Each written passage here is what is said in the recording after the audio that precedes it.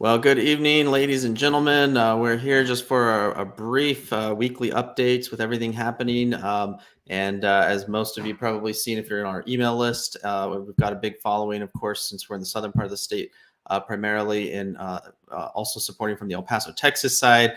And just today, spent most of today in El Paso City Council, where they pushed through a resolution to deprioritize abortion and illegal abortions.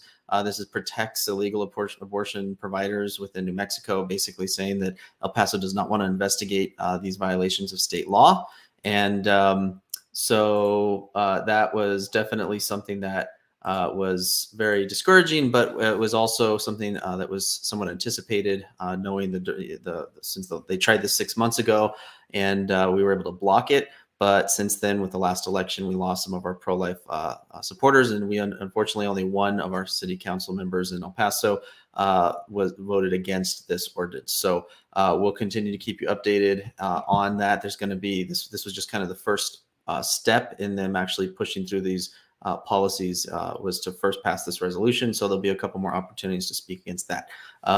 And why that's so relevant is because the entire state of Texas, as we've said before, women are traveling through El Paso to New Mexico because abortion remains completely unrestricted up to the moment of delivery in New Mexico for any reason, even minors without parental consent. And so I'm going to pull on our legislative advocate that we've been working with, Ms. Rebecca Dow, just to give us a quick update of everything that's been going on over the last week. And then we have a special guest who's going to hop on in a little bit as well that I'll let you introduce, Rebecca. Okay. Thank you so much for having me. It's great to be here. It's discouraging to hear what happened in El Paso, and unfortunately, that's somewhat the same makeup of our current legislative body. Good thing that's happening is that the adoption expansion bill, which is a life-affirming bill, should be filed tomorrow on the House floor and should have a number so people can start tracking that and following that. We see that House Bill 7 is coming up this week in committee. That bill is basically the anti-local city ordinance bill. So we knew that when cities started passing ordinances to put women's health care protection and some sort of regulatory environment and some provisions that would create safety for the women who are choosing to have an abortion, that because New Mexico is literally unregulated, there's no regulations around abortion, then the state would come back and say, you can't do that. So, women's health care and their right to a safe procedure, just as safe as getting eyebrow threading or a tattoo, it should be just as safe. We can't even get any regulation on the book because that's how deep and dark and black market, underground, unregulated the abortion industry is in New Mexico. However, we are using taxpayer dollars, $15,000 and upwards to pay for each abortion for someone who chooses to apply for Medicaid, and they are these local ordinances that cities were passing, House Bill 7, will prohibit them from creating a local ordinance to ban abortion or stop abortion or put regulations or safety precautions around those procedures. It will also stop the same ordinance from being passed around gender transitioning. So that's what House Bill 7 does. I do know that because of the work of New Mexico Right to Life, New Mexico Alliance to Life, this group and many others, we do have pro-life bills that should be getting introduced this week or early next. There's a heartbeat bill. There is a informed consent. As a woman, I think it's absolutely insulting that these legislators will not pass informed consent, that women have a right to know what the procedure is, what the risks are, and be able to make an informed consent and know what their options are. So there's that bill. And then there is the Born Alive bill. I know those are being, and my personal favorite, a Women's Health Care Act that simply puts safety standards around what abortion looks like in New Mexico. I don't think a lot of New Mexican knows that the average New Mexican knows that a third trimester abortion, this woman has induced labor and is sent away to a hotel or to her home to birth a stillborn child alone. And it's shocking. They're not prepared for what they see. And they do this, and this is called women's healthcare. It's just simply not. So those bills should be coming in next week. And I know, Mark, you're going to keep people updated on how they can get engaged. Absolutely. So just as a quick recap, we've got We've got an adoption bill, which is one that we want to support because, yeah, our main focus, a lot of people are most concerned about, rightfully so, a lot of the abortion extremism that's happening. We definitely want to oppose that, but we also want to change the culture every opportunity we have in positive ways. So there's this adoption bill, that's one that we want to support. Call in and tell the legislators that's something to pass. There's some heartbeat informed consent bills that are being proposed. And then this and so HB7 again. So this is basically so what we've seen happening in Hobbs and Clovis and Roosevelt County, Lee County, where they're saying at the local level that we want to put these protections in place and require medical providers to comply with federal law. This is to stop that, correct? That this creates a prohibition of that local ordinances, and it creates a personal right to sue. So an individual can sue the city, county, or state if they feel like their access has been limited. Interesting. Okay. So a couple. The newfrontline.org. We're definitely going to keep people updated. We've already got some petitions to the finance and tax committees regarding the funding for the governor's $10 million proposal center. But we also are going to put on there some new petitions against this HB7 because we do want local cities and counties to be able to have that ability to create those ordinances. And then we'll also put some information on there when it comes time to support the adoption bill, the heartbeat informed consent that some of the pro-life groups in the state are working on, and then the Women's Healthcare Act, which I'm anticipating they're going to fight this one, but at the very least, like if our legislator is going to insist that we have abortion up to delivery, at the very least, you would think that let's at least try to make this a little bit safer for women. And are you anticipating they're still going to fight that? Oh, absolutely. They want this industry absolutely unregulated. And so, I mean, can you imagine?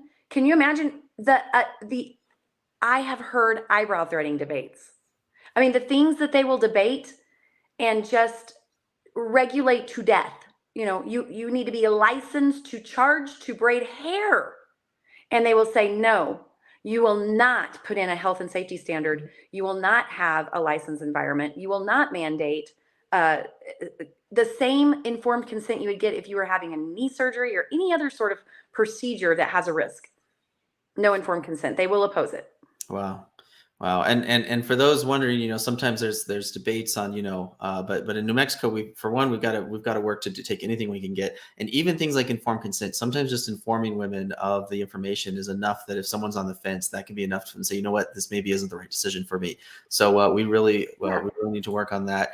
That was my personal experience. I was 19 when I found out I was pregnant. I was 9 weeks when I saw an ultrasound. I was attending college in a state that had informed consent. They told me about adoption. They told me about the social services supports. But when I saw that heartbeat, I knew that I was responsible for a life. And I am so grateful for that because it kept me whole, socially, emotionally. And I'm so grateful to be a mom and a grandma. Every woman deserves that right. Absolutely. And it's not, how are you choosing when you don't know your choices? It's just absolutely hypocritical. Okay.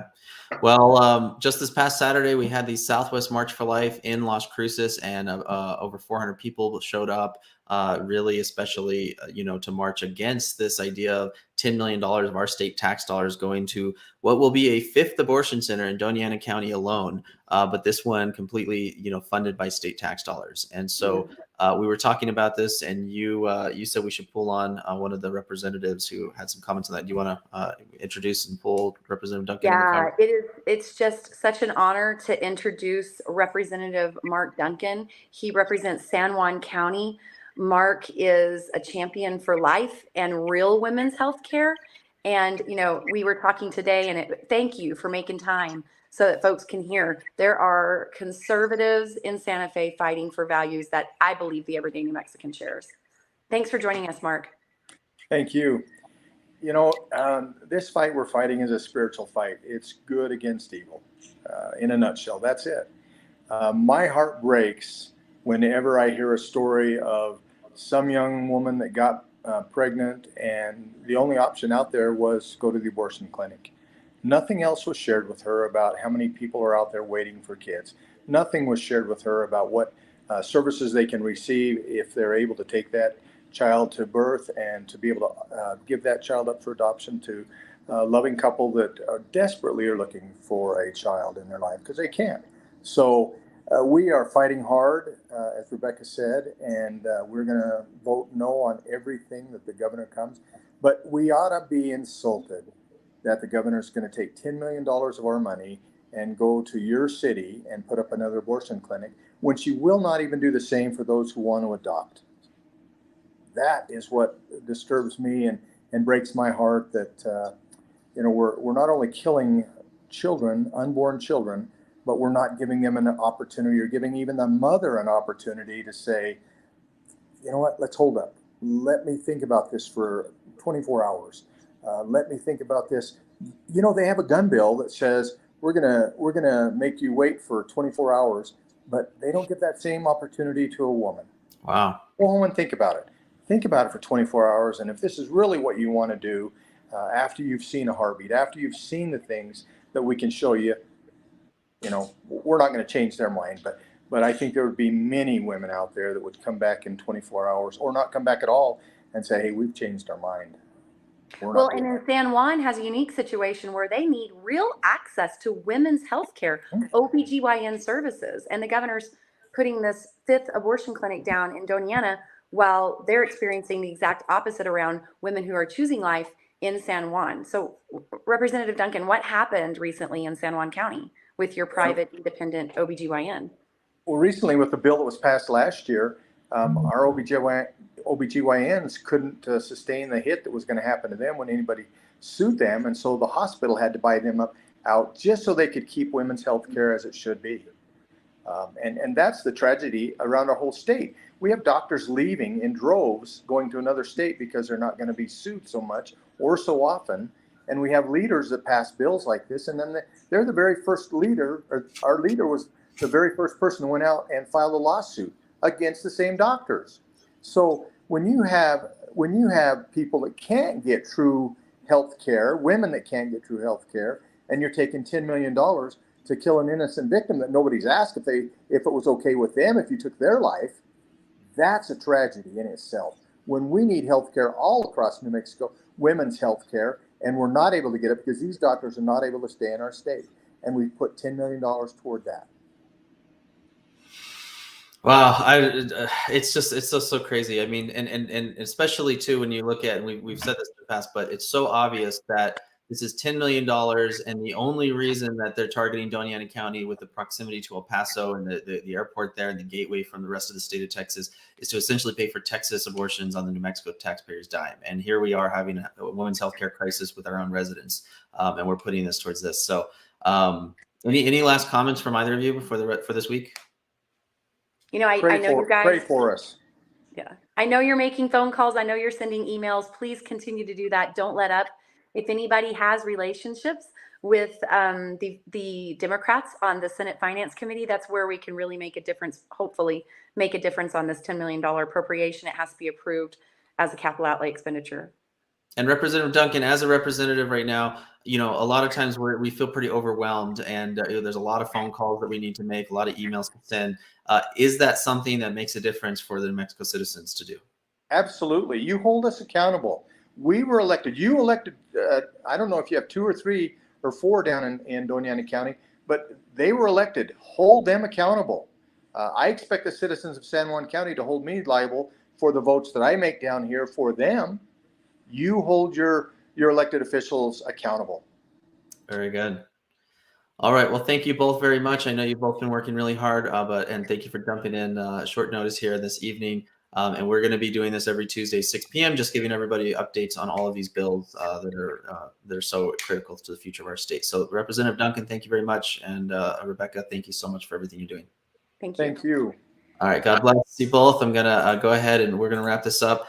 Just again, thank you for jumping in with the comments here. We got praying for you. Thank you both for your hard work, praying for you all and for our state leaders. So I know I get pretty discouraged sometimes with all the stuff going on in New Mexico, and to know that we've got some advocates and some representatives working on the behalf of life, behalf of authentic women's healthcare is very encouraging. So again, go to newfrontline.org, register there, and we're going to be bringing you weekly updates. We're going to shoot for the best we can every Tuesday at 6 p.m. Spread the word, and we'll keep that page updated as well with updated petitions and action guides so that you know exactly what phone numbers to call and what to do throughout this 60-day session. So have a good night. God bless. And that's our quick weekly update for January 31st. Have a good night. God bless.